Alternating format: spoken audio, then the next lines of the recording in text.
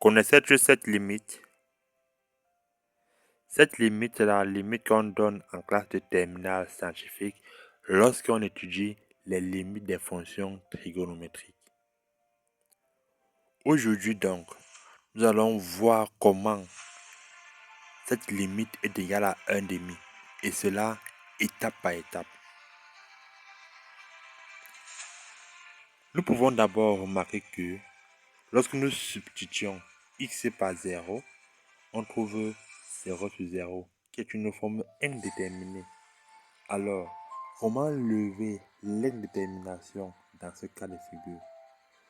Nous allons utiliser dans cette vidéo le développement limité de la fonction cosinus x afin de parvenir à notre fin. Cherchons alors le développement limité de la fonction cosinus x en 0 et à l'ordre 2. Nous obtenons donc cosinus x égale à 1 moins x carré sur 2 plus le reste à l'ordre 2. Ce reste-ci-là tend vers 0 quand x tend vers 0. La définition même du reste de Young, le reste du développement limité d'une fonction. Lorsque nous allons remplacer dans 1 moins cosinus x, cosinus par 1 moins x carré, nous allons obtenir un moins facteur de 1 moins x carré plus le reste de Young. Ce qui donne donc x carré sur 2 plus le reste de Young. Nous pouvons donc obtenir ceci.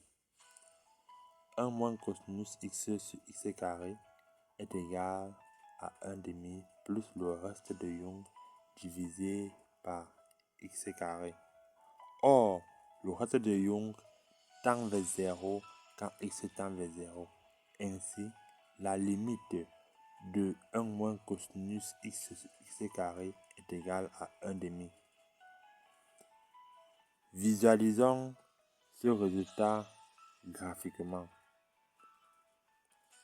Nous allons tracer le graphe de la fonction f définie par 1 moins cosinus x sur 2 au carré dans un repère orthonormé.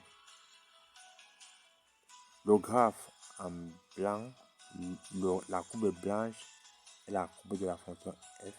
La courbe rose est la droite de l'équation y est égale à 1 demi. Nous pouvons donc remarquer que le point d'intersection de ces deux fonctions est le point de coordonnées 1 demi, est le point de coordonnées 0, 1 demi. Nous pouvons donc remarquer bien que cette limite graphiquement est égale à 1 demi. Merci d'avoir vu cette vidéo jusqu'à la fin. Partagez-la et abonnez-vous pour ne plus rater les prochaines vidéos. À très bientôt.